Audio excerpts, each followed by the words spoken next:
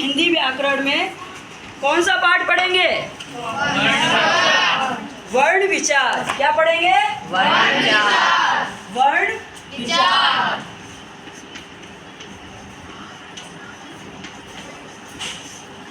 वर्ण विचार। सबसे पहले हम इस वर्ण शब्द को लेंगे। वर्ण कहते किसे हैं? बताएगा कोई? हिंदी भाषा की वह सबसे छोटी इकाई जिसके और खंड नहीं कर सकते उसे वर्ण कहते हैं। Very good. हिंदी भाषा की सबसे छोटी इकाई, ये समझ लो, हिंदी भाषा की जो नींव होती है वो हमारे वर्ण है। क्या है? वर्ण है। आपने इससे पहले छोटी क्लासों में वर्ण को पढ़ा होगा, है ना? वर्णों को सभी पढ़ के आए हैं, सभी जानते हैं वर्ण है क्या। ठीक है, तो हिंदी भाषा की सबसे छोटी इकाई क्या है? वर्ण। और वर्ण के व्यवस्थित समूह को क्या कहते हैं? बताएगा कोई? बताओ। गलत। सुनो। हम कह रहे थे वर्ण। वर्ण के व्यवस्थित समूह को क्या कहते हैं? वर्णमाला कहते हैं। जैसे मोतियों की माला देखी है आप सभी ने? जब मोतियों को व्यवस्थित रूप में पिरोकर हम उसको तैयार करते हैं तो वो माला बन जाती है। उसी तरह से हमारे जो व्याकरण हुए हैं उन्होंने वर्ण को व्यवस्थित समूह में रखा है। पहले स्वर रखे हैं, फिर व्यंजन रखा है ना? तो उस व्यवस्थित समूह को हम क्या कहते हैं? वर्णमाला। क्या बोलते हैं? वर्णमाला। वर्णमाला। तो अब आपको समझ में आ गया वर्ण कहते किसे हैं? Yes ma'am. ठीक है। वर्ण के दो भेद होते हैं। कितने भेद होते हैं बेटा? दो। वर्ण को दो भेदों में बांटा गया है। सबसे पहला क्या है? स्वर। स्वर। पहला है स्वर। दूसरा क्या है? व्यंजन। व्यंजन। वर्ण को दो भेदों में बांट दिया गया है, स्वर और व्यंजन। आगे चल के स्वर के भी 3 भेद हुए हैं। कितने भेद हुए हैं? 3 भेद हुए हैं। कौन कौन से? हर्ष स्वर, दीर्घ स्वर और प्लुत स्वर। ह्रस्व स्वर, दीर्घ स्वर, प्लुत स्वर। दीर्घ स्वर और प्लुत स्वर।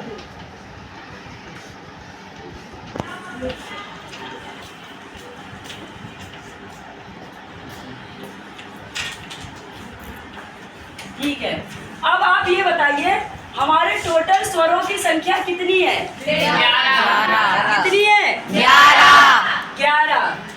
हमारे स्वरों की संख्या तो 11 है, लेकिन हिंदी स्वरों की मात्राएं कितनी होती हैं? पता है किसी को? मात्राएं कितनी होती हैं हिंदी भाषा में? मात्राओं की संख्या कितनी होती है? स्वर हमारे कौन कौन से हैं? देखो इधर। अ, आ, ई, ई, उ, ऊ, ऊ, है ना? उसके बाद ए, ए, आए, ओ, ओ। ठीक है। अब देखो यहाँ, अब ये स्वर है हमारे, काउंट करो 1 2 3 4 5 6 7 8 9 10 11 टोटल स्वर हो गए। अब देखो इसमें मात्रा किसकी नहीं है? छोटे आ की कोई मात्रा होती है? नहीं होती है ना? तो इसीलिए हमारी एक मात्रा कम हो जाती है। स्वर तो हमारे 11 हैं, लेकिन हिंदी भाषा में मात्रा कितनी होती है? 10।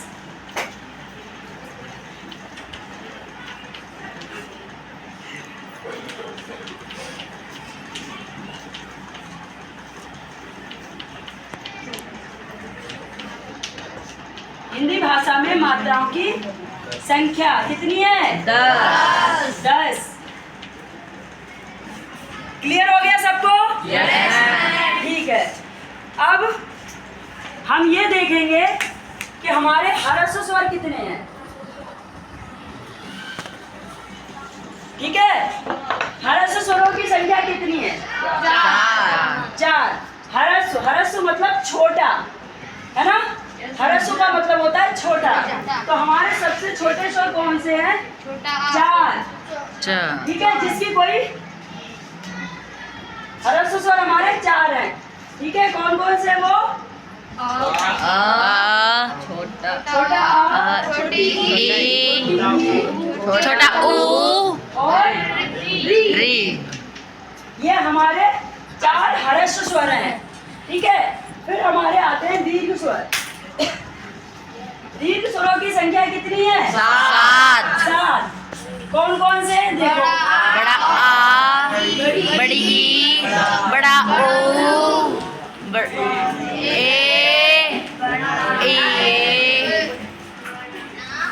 ओ, औ। ये हमारे कौन से हो गए? दीर्घ स्वर। कौन से स्वर हो गए? दीर्घ स्वर। दीर्घ स्वर। फिर आते हैं हमारे प्लुत स्वर। प्लुत स्वर में क्या होता है? जिसमें ध्वनि को 3 गुना करके बोला जाता है, उसे हम प्लुत स्वर कहते हैं। ठीक है, जैसे दीर्घ स्वर जो है वो 2 गुना समय लगता है उसको बोलने में। ठीक है, हरस्व स्वर से 2 गुना समय लगता है, लेकिन प्लुत स्वर में हरस्व स्वर से 3 गुना समय लगता है। कैसा समय लगता है? 3 गुना। 3 गुना समय लगता है। जैसे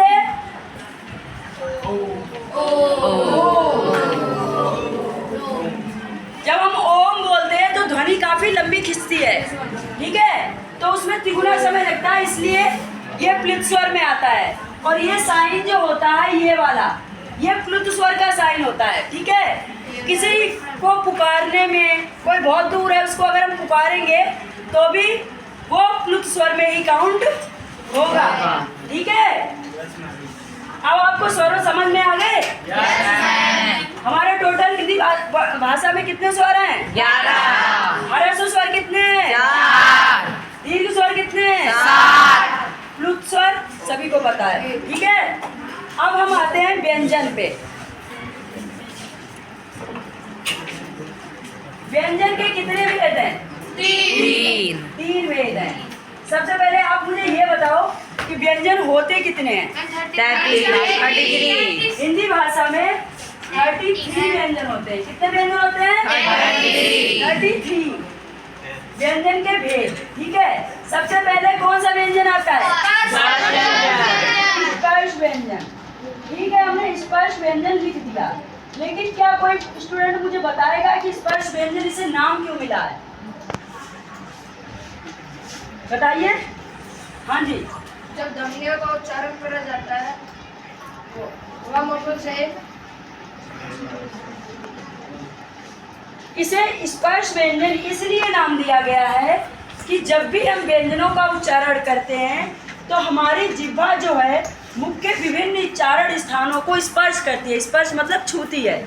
ठीक है, वो स्पर्श करती है, इसीलिए इन व्यंजनों का नाम स्पर्श व्यंजन रखा गया है। हमारे मुख में विभिन्न उच्चारण स्थान होते हैं, तालु, मूर्धा, दंत, तालव्य, है ना।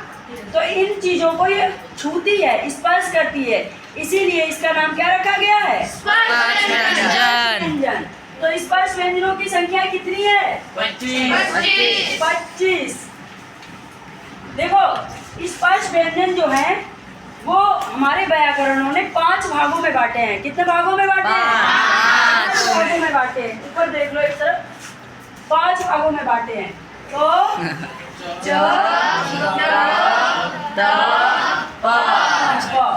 सारे एक साथ बोलो। ठीक है, क च ट त प।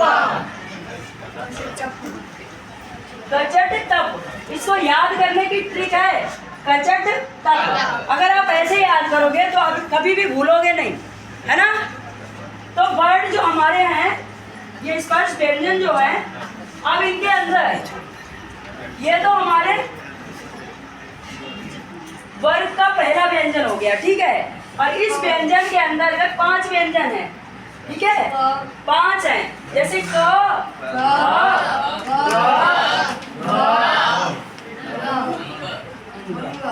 ठीक है, ये 5 हो गए। इसी तरह हर एक रो में 5 हैं। समझ में आ रहा है? तो ये हमारे टोटल कितने हो गए?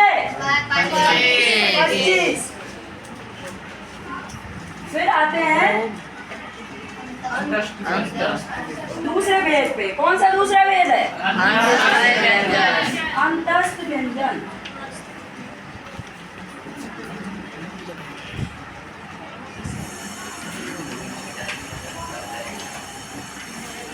तीसरा भेद कौन सा है?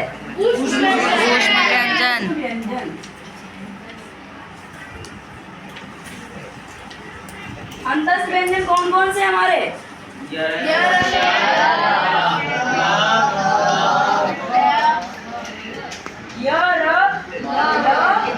व। ठीक है, फिर हमारे आते हैं ऊष्म व्यंजन। ऊष्म व्यंजन कौन से हैं?